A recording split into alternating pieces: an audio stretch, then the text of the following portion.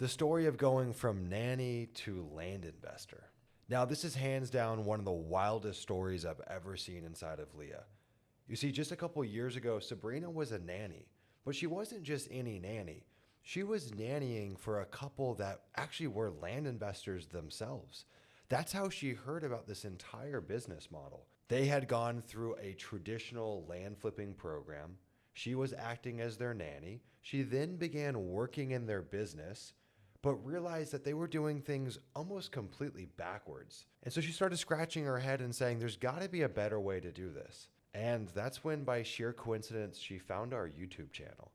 She started binge watching our YouTube videos. And instead of taking this information and trying to build their business, she said, why don't I just bet on myself? And that's where the shift came in. The shift is, if they can do this, why can't I?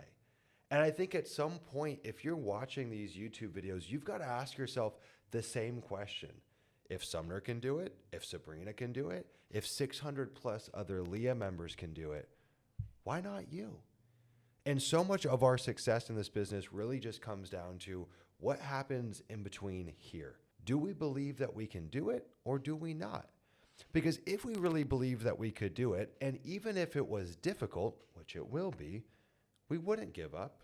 Because if we believe that it was a certainty, it was guaranteed that we would get to where we want to go in a matter of time, we don't know how long, but it's certain, well, you'd never give up and you'd keep on showing up every day. The trouble is, there is a graveyard of land investors that have given up. And they didn't give up because it was hard. Recessions, hard times, that doesn't break people.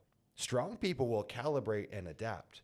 What breaks people are those hard moments, but when paired with a bad mindset, the recession hits, the market gets harder, the game changes, and then that mindset is exposed. And that's why I would argue, as a percentage, more people leave this business than stick around. If 100 people start land investing in a year, I would argue that 70 of them are gone by the end of the year. And that's because most people have never worked on this mindset. They hold the wrong beliefs. But Sabrina was different. So she joined Leah and she started learning the system. Now, this was not an easy bet. At the time, this was a huge investment for her. She truly put her neck on the line to make this happen.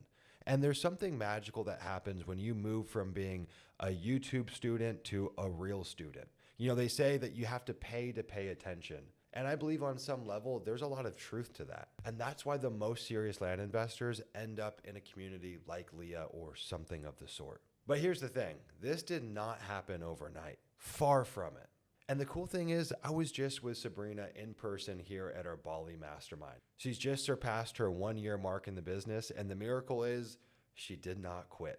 And frankly, that is the hardest hump to get past, the first year. But as you'll see as we get deeper into the story, there have been moments along the way where she seriously considered throwing in the towel. I'm done. This is too hard.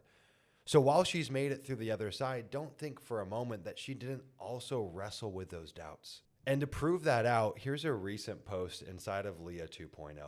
Sabrina says, yesterday I locked up 2 new deals in Maine from the same seller. Feeling super grateful about the momentum I'm gaining as I'm coming into my 1-year mark in the business, and I'm happy I didn't quit 6 months ago. You know, when we were talking here together in March, that was a real conversation. Like, there was a moment in her journey where she was, hey, I'm done.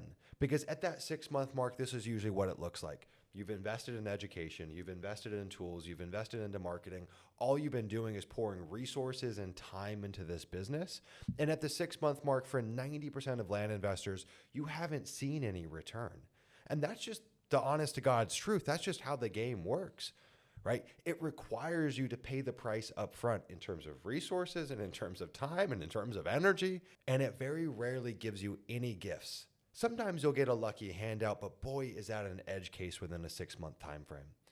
And it's almost like this is the price of admission. It's almost like the land investing gods are testing your fortitude to see, are you really made for this? Because if you can't wait 6 months, well, you're probably not made for this game. And you probably don't deserve the fruits that will eventually come. And here's the crazy thing. 19 days later after posting this, she collected a $40,000 wire.